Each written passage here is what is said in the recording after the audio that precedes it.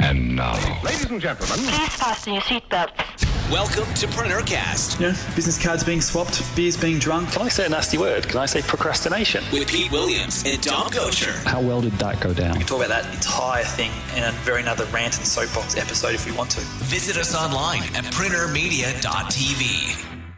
Hi, Dom here, and this week Pete managed to get an interview with David Siteman Garland, host of the popular podcast The Rise to the Top. Now, David's show is aimed at mediapreneurs, people who create online media to help their businesses. Now, this obviously is a topic very close to my own heart. It's a great discussion covering lots of topics around interviewing people, including tips on getting interviews. So, get out your notepads and I'll hand you over to Pete.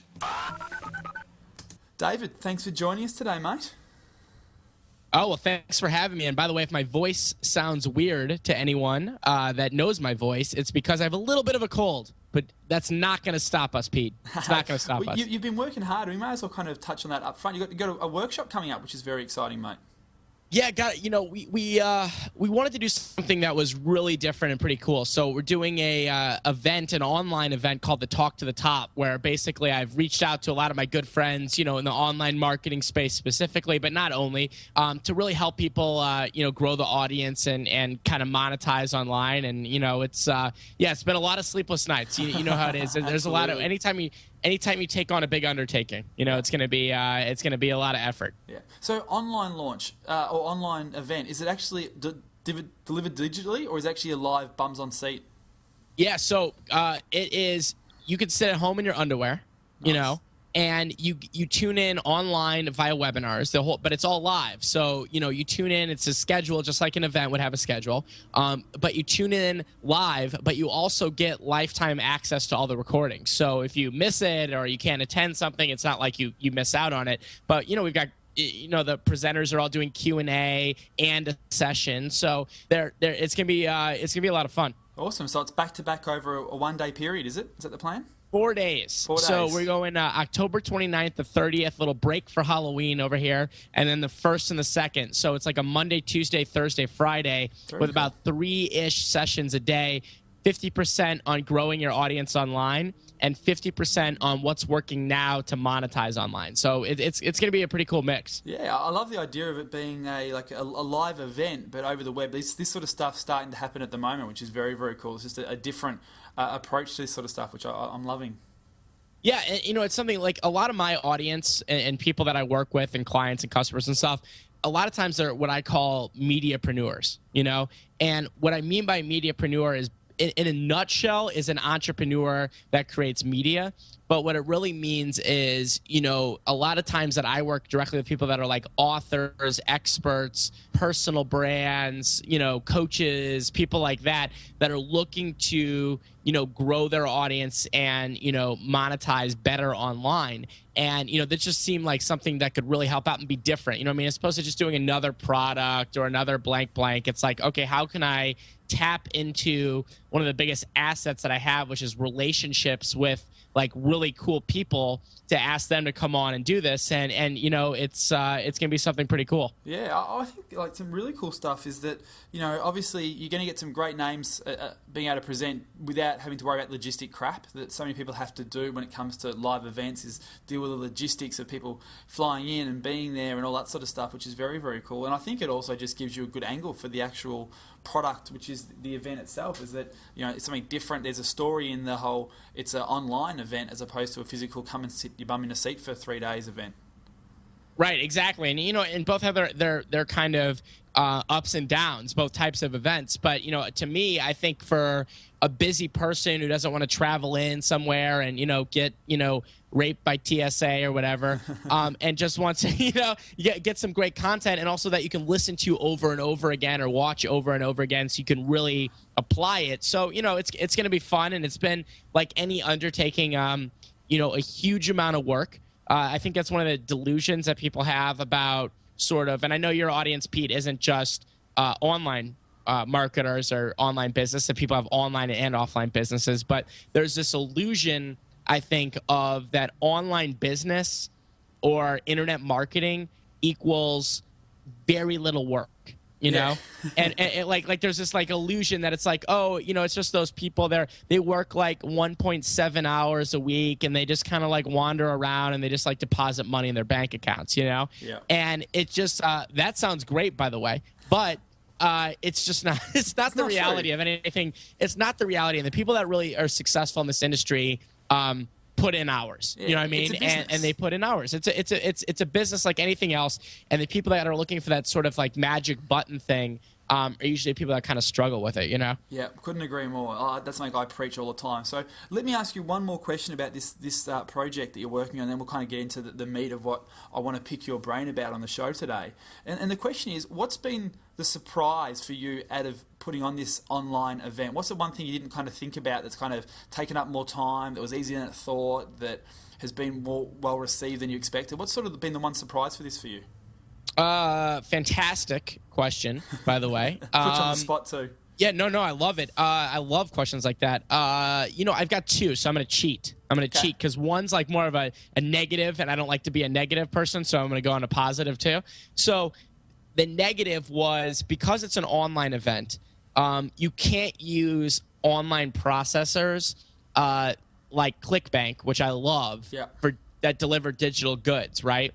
So I had to basically get all my own credit card stuff together for the first time. Okay. And that was the world's most pain in the butt of all time. Like, I'm an expert on it now if you have any questions. However, you know, making sure like that your shopping cart and all that kind of stuff is set up properly, it's attached to a merchant account, all these things, you know, that look so simple to the end user are a little tricky. So for me, that was more of a time consumer than I thought it was going to be. Now I'm glad that it's done. And now I'm like such a nerd. I'll go to other people's sites and I'll like look at their site. I'll be like, oh, nice checkout page, you know, like nice checkout page. I like that. On a positive note, is that we've, you know, the response to the event, we've had different deadlines where there's been sort of price increases for tickets. Smart. You know, that's a great, you know, encourage response by build the scarcity and response and things like that, the urgency. Right, and I had a feeling it would work well, you know, if it will. And I was nervous because, you know, when you get out of the gate with anything like this, you're going to promote it up front and you're going to get a fair amount of sales. Because I have a big community and they're ready for this. So there was a fair amount of sales up front. The problem was sort of that middle ground between the front and the end of the first promotion we did. I was getting a little nervous because we weren't getting, you know, we were getting some sales, but it was more trickling in, if you will. Then once we really ramped up promotions and we're like, by the way, here comes a price increase, it was like through the roof. Yeah. So through the roof. I think the biggest takeaway from that for listeners would be that no matter what business you're doing in, I think it's so important. Everyone preaches this, but so many people don't actually do it. And that is, you know, build scarcity, build urgency by doing things like takeaway selling, like, you know, this price is going up in 3 days if you don't act now, and that sort of stuff. And people can do this in any business, I think. Oh, I agree. And I think it's one of the most important aspects of marketing, you know. And when I first heard about it way back in the day, when I was kind of like learning back in the day, I always thought it was kind of like sounded like a little scammy or a little like sketchy, like, oh, scarcity, that sounds weird, you know what I mean? But then you realize that it is a crucial marketing aspect because people sit on their butt. Yep. You know, and I think about it, I'm the same way. I know things that I bought because I was like, oh my God, it's going away, or oh my God, it's going to price increase, or oh my God, there's only 5 left, right? Whatever it is. And I know stuff that I have not bought that was probably equally as good, but there was no like compelling reason to buy right now or, you know, in a certain period of time. Yeah. So I'll get back to it, which never happens. Yeah, you need that deadline. And this is, again, something that I find really intriguing talking to a lot of people. And it's probably not quite so relevant to what you've been doing directly, but look, a number of my businesses that I own are in the B2B space, and people start sort of thinking that people in the B2B space are completely different when they're in the office than when they're at home watching the infomercial or reading the emails about your event. And people still react the same. It's like, you know, on our proposals, even in the B2B space, we have deadlines. This quote, this bonus offer is going away on this date. And it does get response. We have people emailing, calling up, going, oh, look, I can't get the manager's approval until Monday. I noticed that the actual, you know, free headset is going on Friday. Can you extend that to Monday for me? It does work, even in the B2B space. So if you've got proposals out there or you're doing emails, make sure you put deadlines on your offers. Let me ask, by the way, how do you handle those when someone says, can you extend the deadline? We put them on hold, and we go, hey, well, the mandate for the team is to let me put you on hold. So they put the person on hold, wait for 30 seconds, maybe ask someone in their office, make sure it's okay, and then come back and say, look, I've got approval for that. So Nice. we always It. it's not yes straight away. It's always, I think Dan Kennedy calls it salesman. I've forgotten the word. It's basically showmanship, for want of a better term, and it's actually not just saying yes straight away. Make them feel like that they have to earn this. That I'm able to pull some strings, I'm able to get approval for it. Yeah, we can do it for you on Monday. It's not just a simple yes, we can do it. You got to actually have that. Salesman choreography is a term that Dan Kennedy uses, which I love. I agree. Yeah. So let's move on to the core of this, because I kind of started that off in a completely random way to what you're expecting. But you kind of mentioned you've got a big community. Now, I probably to set the context right, do you want to explain a bit about Rise to the Top and how it came to be and what it is and how big the community is, and kind of give a bit of credibility to yourself as well?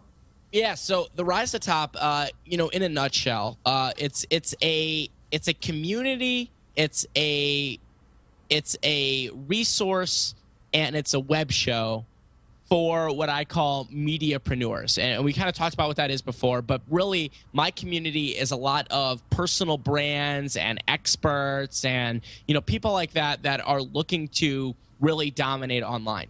That's what it's all about. And I create web shows that have been downloaded and videos now, 6 million times. That's awesome. In about 120 countries. So create a lot of content to help people out.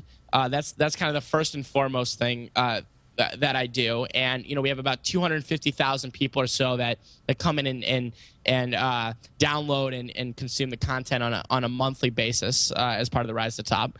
So we built up like a good community there. And also what I do is I am, on the other hand, sort of a teacher where I share information with people, I put it together into products and stuff like that. And my main one is where I teach people how to do their own interview-based web show, because that was the number one question that came to me for 4+ years. I started the Rise to the Top in 2008.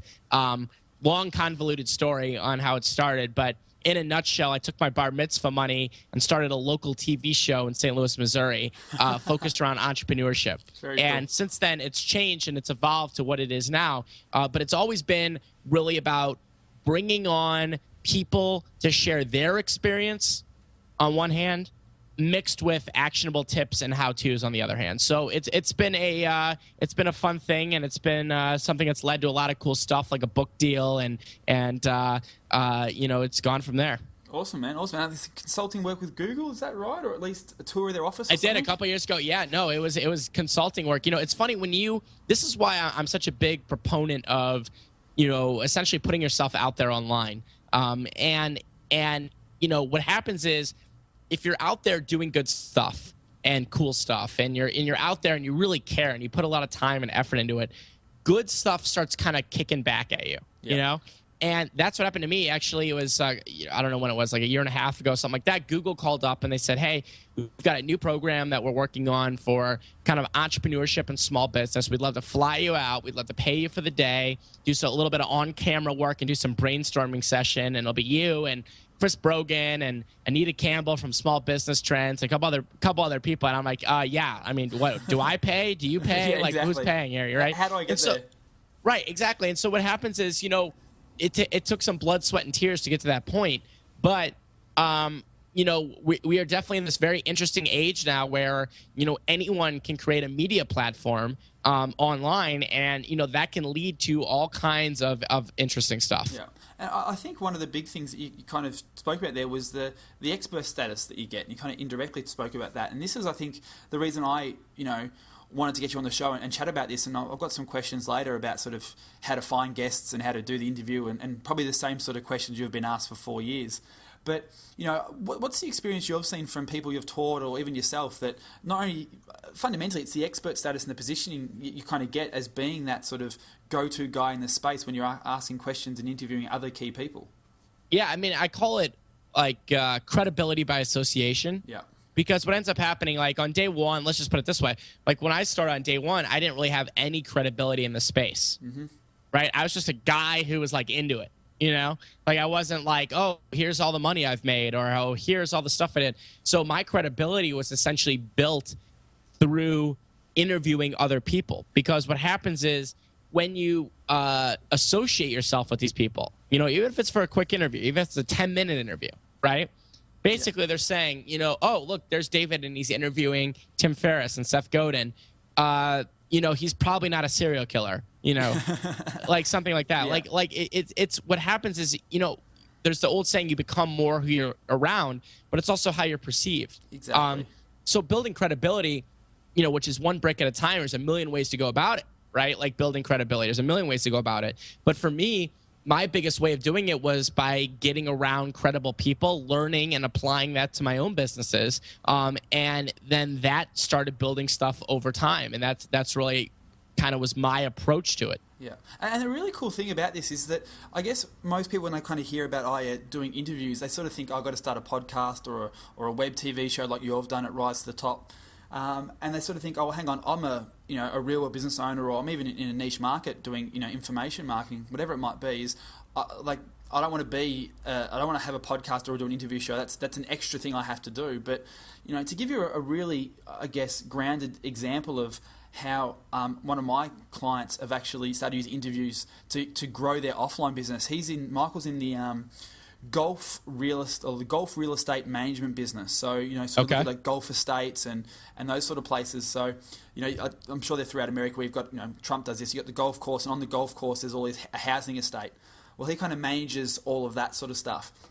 And what I advise him to do is a way to actually build up his credibility in that industry, because a lot of it is very much in his space built on sort of pitches and tenders, because, you know, the developer of the golf estate will be looking for someone to come in and do the management of the resort and the management of the real estate once it's been developed. So it's obviously not a transactional type business where you're selling 50 items a day. It's like one big contract. Yep. So it's very much about him positioning himself over time as the expert in that space. So when he goes to do a tender, people are already aware of who he is, and there's some, you know, he's being pre-sold almost as an expert and the leader. So what he's been doing is he's been interviewing managers of golf estates, managers of golf clubs from all around the world, and putting them on his website, and then emailing certain things of that to potential future clients. So he'd go to, like, I think it's the Wentworth Golf Club, is a really famous golf club in the UK.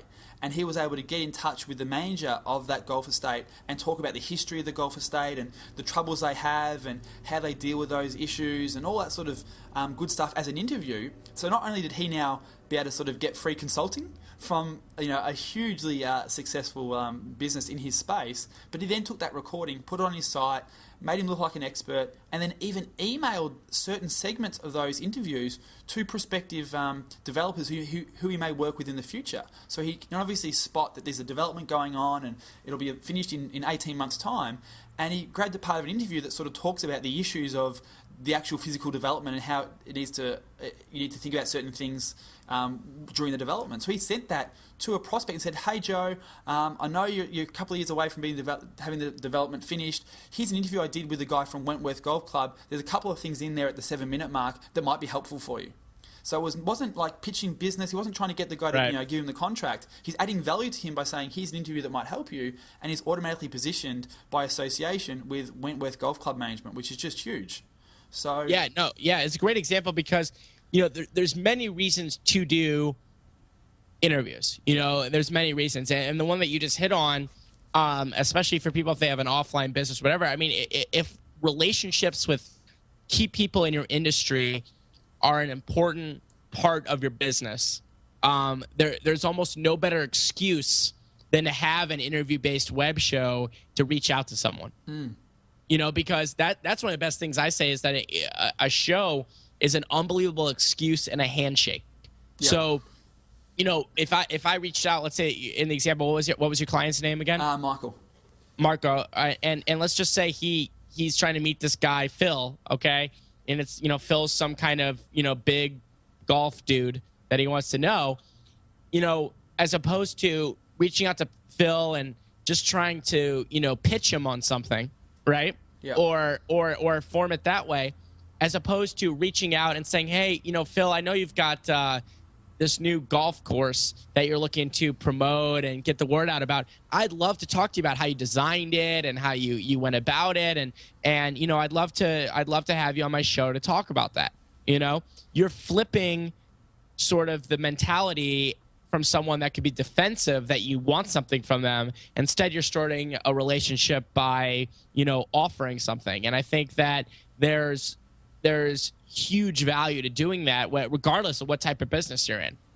Absolutely right. And this is the really cool thing, and something that I know you teach, which we definitely talk about later on, about how actually easy it is to actually technically do these interviews. Because again, people probably think, oh my God, an interview, to do a half-hour interview with Phil, whoever Phil is going to take me like days and days and thousands of dollars to set up. But realistically, it's a couple of emails if you follow a good template and process, which I know you have, and then literally it's just jumping on Skype and calling that person. They don't have to have Skype even. You can just literally call it their cell phone on Skype, record the Skype conversation. You've pretty much got the interview done and dusted.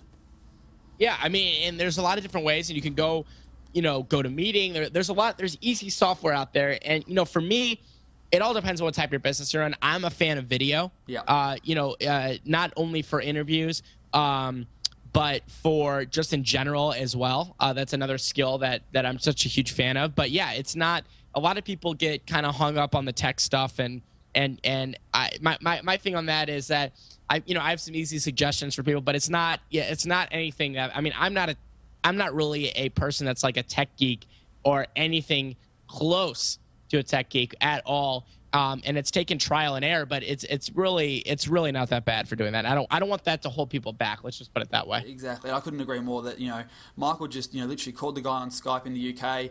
The software recorded the interview, and it was basically done. It was very, very simple. So let's talk about actually approaching these people. So, if you want to approach this Phil gentleman, or you want to, if you're even in internet marketing info space and you potentially want to joint venture with someone down the path, actually, as you said, going to them early on and actually just building that relationship by actually, giving value first, i.e. a platform that person can get their message out on via an interview with you. Like, how do you go about finding these people and even sort of, I guess, approaching these people? It's a two-part question, but what's your experience with that? Because I know you've obviously done it hundreds and hundreds of times now with all your guests. Yeah, I mean, everything's a little bit different, but here's a few things.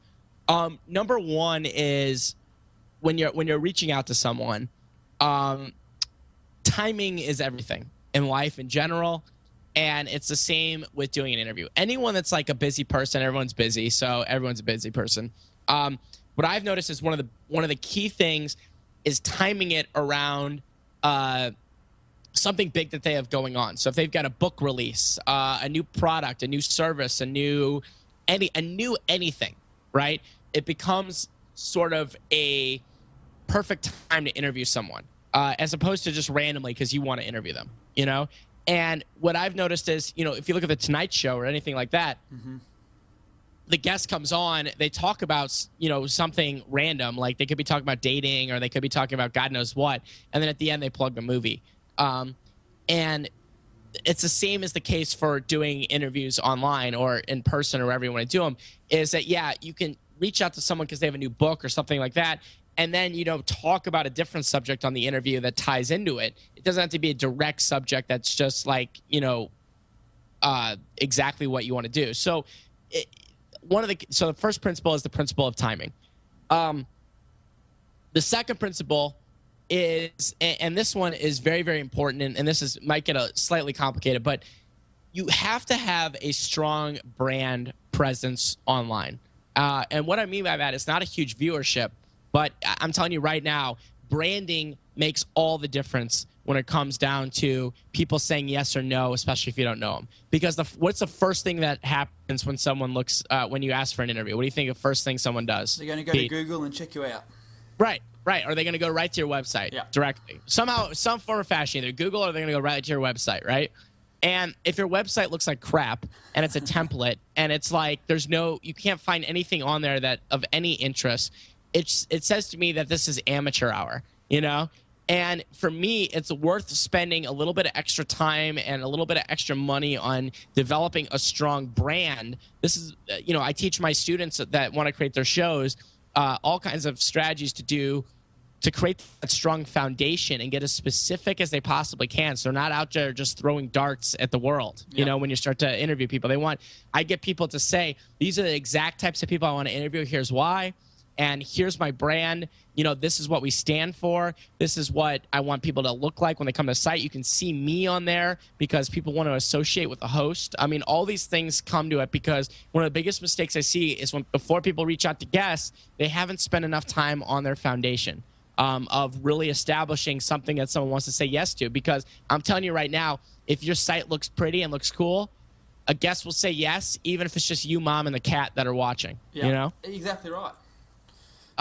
Third thing, real quick, is brevity in reaching out and not being a slime ball. So what I mean by that is when reaching out, let's say it's email, phone, however you're going to reach out to people. Email's my preferred. Also, Facebook's a good way too. But not being the guy who goes in there and writes War and Peace. You know what I mean? Like, oh, hi, oh, here's my life bio and like all that kind of stuff. You know what I mean? And when that happens, you're going to get a no anyway because they're like, oh my God, can you imagine the questions this person's going to ask me if this is the first email they sent me, right? Yeah. So keeping it very, very short, simple, to the point in the email is something very critical. I just like to say, hey, you know, I like to butter them up a little bit and say, hey, this is why I like you, basically. I have a show on blank blank. You know, I'd love to promote your new blank, and I'd love to talk with you about blank. If that sounds great, let me know. We can set it up via Skype. That's it. Yeah. Super short, to the point, benefit driven. 5 sentences. That's one of the mistakes. The other thing is, this is the biggest nightmare not to do as well. Actually, I had this happen again the other day. I won't name names. But is making it easy for your guests to say yes, okay? And not having a list of criteria or making it complicated. You're throwing them a party. You're not giving them work. Nice. Good. That's a very cool saying. Yeah, you're throwing them a party. You're not giving them work. Let me give you an example of something that happened the other day, and I will not name it because it's happened to me and it sucks. Someone asked me if I'd like to. First of all, they were very not specific about what they wanted. They were like, oh, can you help us out with something? What does that mean, right? Then they finally asked for an interview. I said, oh, you know, okay, I'll come on to an interview. They then asked me to write my own questions and answers for the interview. Okay. Own questions and answers for the interview. And promised to send an email blast out about it and a variety of other promotional things as well. Cool. Okay. Now, how do you think that made me feel? Well, it's just like, am I doing all the work? What's the go with that? Right. Like what? Like they gave me a job, not a party. Yeah. You know, like, and for me, the simpler you can make it for someone. We're going to go on Skype. You know, that's it. If you need a little outline beforehand, great. If you don't, great. You know, keeping things very simple. You do the work. You come up with the questions. You develop that stuff. That's part of what you do as a host. Not giving it where you're asking someone to write and answer their own questions because you just gave them a job. So that's another piece of advice when going after. So let me ask you this then: if it's my responsibility as a host, which I agree it absolutely should be, to come up with the questions and the context of the interview. Well, 2-part question. Firstly, how do you come up with what's your strategy and process of actually coming up with the questions? Yeah, so I've changed over time for the better. So when I started, and as I script a lot of things out, you know, I would almost script out every question. I would write down questions I thought about, anything that popped in my head, brainstorm, you know, anything that I wanted to do. And then I realized that was a bit limiting, and here's why. When you do this, and you know this, Pete, when you script out everything beforehand, okay, you end up thinking about your next question and not actually listening to the guest. Exactly. Just think about all I'm thinking about right now is how I'm going to ask Pete about his haircut. You know what I mean? I don't care what you're saying. If I'm like, you know, that's what happens when you script too many things out. So what I like to do is I instead create kind of notes of topics that I want to cover in an interview. And what I've noticed is when I'm personally curious about it, that's going to be the good interview. And when I'm not personally curious about it, it's not going to be a great interview. What I've noticed is when I'm very curious about something, let me give you an example. When I'm still big into product launches, you know, online product. And I had my friend Lewis Howes come on the show. Yep. talked about doing his like $500,000 launch. It was like we're working out a time to get Lewis on the show here actually to talk about LinkedIn at some point soon, which is very exciting. Great guy. He'll be great for the show. And I said, Lewis, I'd love to have you come on. And my questioning for that was everything I wanted to know about product launches, personally. You know what I mean? I wanted to know, how did he come up with it? How much did he pay beforehand? All these questions that came up. And I really did it for me, quote unquote, if you will. What ended up happening I think it was one of our top 10 interviews of all time. Why? Because people started coming responses big. David, you asked the exact questions that I had. Yeah. You had exact questions that I had. That's what I would have asked. Oh my God, great questions, right? And I said to people, I wasn't even thinking about you. You were just one of them. I mean, like, I'm laughing about it, but it's like, so the approach that I take, and I think this is what you have to keep in mind as someone that wants to do an interview. Like, if you're listening to this and you're like, God, I want to give this a shot.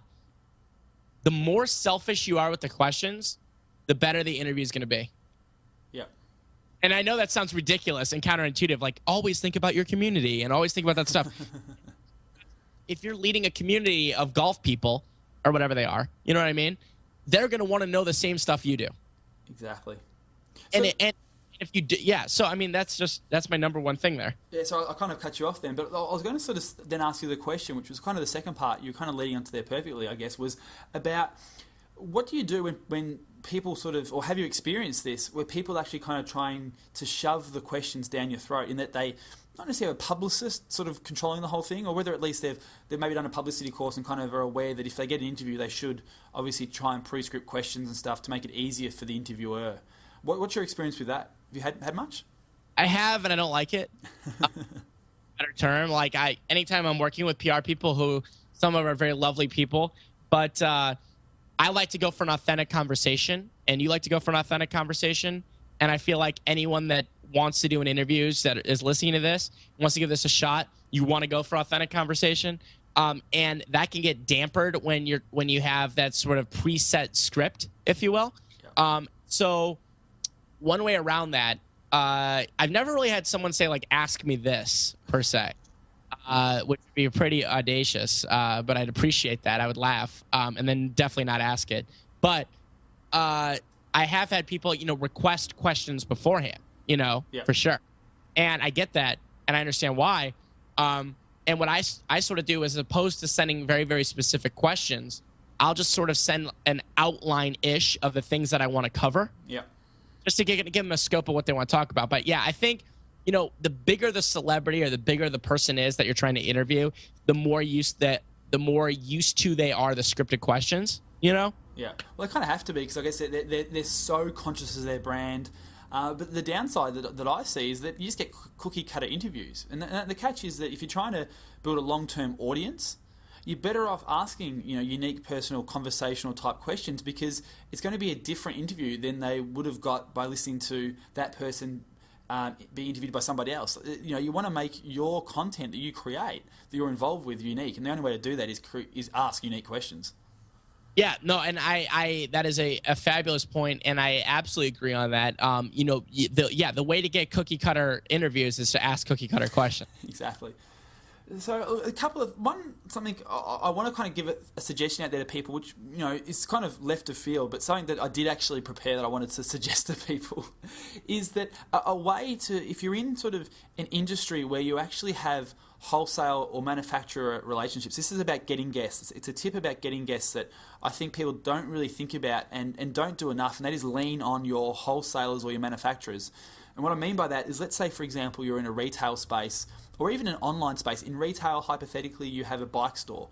In the real world, or in the online world, I have a number of e-commerce sites through my companies, and one of them is in like the headset or headphone space. Now, one of our manufacturers of products that we do is GN Jabra, which is one of the largest manufacturers of headphones and headsets around the globe. And they actually sponsor a number of professional athletes. So I could easily create a podcast interview series for my headset website, pieces of plastic, based on leaning on our suppliers and our manufacturers to get me the guests, to actually get me access to some of these celebrities that they actually sponsor.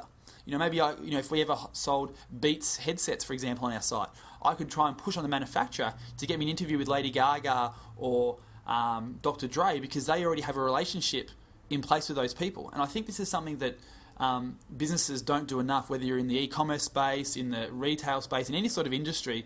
And that's not about leaning on them to get interviews, but just pushing back and getting your wholesalers to be partners. And we talk about that quite a bit in other episodes. But I think that's a great way that you can get interviews with some really high-powered people, is by looking at who your suppliers, who your manufacturers, who your other key stakeholders are that you deal with, can actually pull strings for you rather than going direct, actually get them to pull some strings. Yeah, and also the lesson there, too, for people that are in kind of less sexy industries, for lack of a better term. Yeah. If you sell something, whatever it is, look at who you're trying to target with these interviews, meaning like from an audience perspective, okay? And think about what they actually want and whether, talking about your product's going to be the wrong play. Let me give you an example of what I mean, because that was a jargonful there. So there's a company called Reactor Watch. They do these like cool sports watches, and they have a lot of like professional athletes that endorse them and stuff like that. Okay. These cool sports watches, and they're working on kind of developing some show concepts and things like that. And I said to them, listen, I know what you guys are thinking. You're going to do a show about watches. Okay. Because I know that well. I'm like, you're going to do a show about watches, and it's going to be fine, but no one's going to care. Yeah. Because your community is not the passionate watch lover. No, they buy a watch and they move on and check it twice a day. Right. What you are going after is the athlete people, like people that love, people that love sports, people that love action sports, right? That's like their niche. So what do your interviews have to be with? Well, they have to be with the action sports people, right? You guys are sponsoring these athletes, just get them on the show. Yeah. Have some of the, have the skateboarder guy and have the extreme skiing guy, and make it a show that's about interviews with these cool extreme athletes. And maybe there's a different angle, like maybe it's about their personal lives. I don't know, whatever the angle is on it, right? However, then you basically sponsor your own show, and that's how you get the business return on it. And that's kind of the advice I gave them. And so I'm using that example to get the wheels spinning for people that are like, God, who would I interview, and like what would it be on? Think about what your customers, clients, whatever it is, what are they into? That's what you interview on. Exactly. It's not about the boring sort of, technical stuff. It's about the actual enjoyment, the lifestyle stuff that comes along with using the products or services. Right. Like if they had a company that was, let's say, like a watch that was for the watch lover. Like it was like people that like sleep with their watches under their pillows or something like that, right? Yep. That would be a whole different type of content than when it's basically people that are into extreme sports that just happen to wear a watch. You know what I mean? And that's how you have to look at those things into pretty good detail. Yeah, couldn't agree more. So I guess, with your show, Rise to the Top, you're saying you sort of got some products off the back of that and things like that. And I know one of them is a course about interviewing. Do you want to talk a bit about that as well? Yeah, and also I'd love to get some people to check out the free version of it as well, which I know you'll have a special link for them, Pete, and stuff. But basically what happened was over 4 years and 300 plus shows and about 10 zillion hours at the least of people asking questions and wanting to know, how do I do this? How do I get these great guests? How do I conduct a non-boring interview? What technology do I need to use that's not going to make it stressful? Like, how do I market and promote these interviews so people actually watch them? All these questions came in, and I took about a year, believe it or not, to develop the course. And I say the course because it really is the course on teaching people how to do their own interview-based web show, whether you want to do audio or video. And so it's called Create Awesome Interviews. And Pete, you're going to have a link, I think, that you're going to kick to people. Yeah, it'll be in the show notes at PreneurMedia.tv, where all the show notes for all the episodes of the podcast are, the transcripts, the downloads. So as always, we'll put some links there to your website, your blog, and obviously the course as well. Okay, so here's what people are going to get. I want to tell them exactly what they're going to get when they're going to check this out. So if you go to Pete's link, okay, first and foremost, you're going to get a free course from me. So you're going to get a 3-part free course. We're going to go through some of the major benefits of doing an online interview show. We're going to go through some of the, and this one, Pete, very, very important, the rookie mistakes that I've made, everyone makes, and how to avoid them. And then we're going to go through the tools and technology that you need to get this started. Very, very simple. Okay. Awesome. I've literally hundreds and hundreds of graduates that have their own shows. I think we've had something like, I can't remember the number, but we're getting close to like over 1,000 new episodes produced for my students. Very cool. So it's, a lot of people have developed shows in all kinds of niches from NASCAR to healthy living. So you're going to get the free course. And then, at the end of it, you can go off and take that information and go rock on with it. Or you're going to have a limited time opportunity to jump in and take the main course. And if you do that, Pete's going to get a little delicious commission as well. So I check that out. And again, I try to cater to people that really want to do this. This isn't like a flash in the pan thing. This isn't like something that, you press a button and like Google drops off money or something. It's not. It's something that's very cool. It takes a little bit of time and work, but this is something I would have like crawled over fire to get my hands on because I had to do it through all kinds of expensive trial and error and hours and hours and hours of time. So I'm hoping people check it out. Very, very cool. So let me ask you one final question that is a question that people sort of get an interesting reaction to. So I'll throw it out to you as well. What's the one or two questions I haven't asked you during this conversation that I should have? Oh, man, that's hard. What would I have asked me? I would have asked whether it is better or if I have a preference on whether you should do audio only or video shows. Okay. And by the way, none of this was anything. I'm just thinking off the top of my head here, meaning like your interview was quite good, Pete, but answer it. What's the answer to that question? I prefer video. I like them both, but my 3 quick reasons on video. By the way, and just to give you the context here, video is more of a pain in the butt. No way around it. Yep. There's no way around it. I will tell you right now, video is more of a pain in the butt. But is the pain in the butt worth it? I would say yes for really 3 reasons. Number 1 is you can't see what I'm doing right now. True. I'm sticking up the microphone, but you can't see it. Okay? And the reason is because we're on audio, and audio is great. It's great for the imagination. It taps into a lot of senses. But if you want to hit all the senses, including body language, sight, feel, everything but smell on the internet, video allows you to do that. Number 2 is if you do create video, you'll then have audio as well. Exactly. You just export it, you create an audio file, you're off to the races. So every version of my show, I have video and audio, and that goes to more places, and that's always a good thing. It's spreading the tentacles wide, if you will. And the third thing is, while Pete and I believe, have really good rapport in this conversation just because we get along well, sometimes when you don't know someone very well or you barely know them or they're a little, maybe they're a little quiet or something like that, being able to see someone changes the dynamic. Meaning just being able to see your guest a little bit. Like think about a phone call versus seeing someone in person. A little bit different. So meaning I prefer it because I can see if someone's glazing over and falling asleep at their desk, Yeah. And I can get that sort of face-to-face rapport that you can't quite get with audio. So when people come to me, I'm not anti-audio shows. I'm very pro-audio shows. I'm pro every type of show. But if someone's like, God, video looks like a little pain in the butt, should I do it? I often do say yes. Yeah. Well, let me ask you this, because the first reaction I know that a lot of people probably get to that thought of doing video is, I got to get my hair done right every day. But more importantly, like, does that reduce the amount of potential guests you can have because people just don't feel like they want to be on video or they don't know themselves as a guest how to do video to get on the other side of the camera? Yeah, that's a great question, and I think it definitely depends on the niche. That's an absolute great point, Pete, for sure.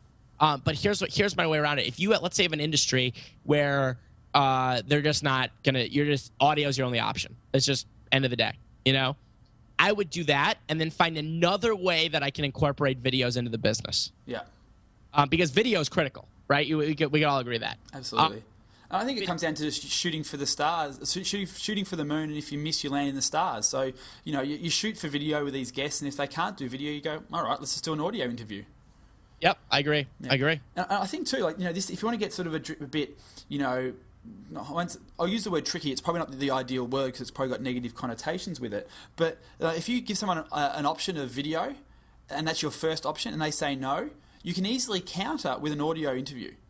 But if you go directly with audio interview and they say no, what can you counter with? Like a written text interview? with least likely that anyone's going to say yes to a text interview because that's a job. Exactly. So, like, I think that's that. From a salesmanship perspective, you ask for for what you want. So if they do say no to that, you can still go back with something that actually is a compromise, and they will, if you frame it right and the context is right when you go back to them, then you actually, they're going to feel more obligated to say yes to that because they said no to the first thing. And people don't like saying no continually if there's value there. I agree. Awesome, man. Well, look, I think it's, that's the average sort of podcast length that we do here on PreneurCast, mate. So thank you for pushing through the illness and sticking through, and the voice held up. So, mate, really appreciate your time. All right. Thanks, Pete. Pleasure having on. I hope it helped everyone out, and I'm going to go drain tea like it's my business. Awesome, man. Talk to you soon. See ya. You've been enjoying another fine episode of PreneurCast with Pete Williams and Dom Gosher. Make sure to hang out with the boys online at PreneurMedia.tv or drop them a line via PreneurCast@PreneurGroup.com.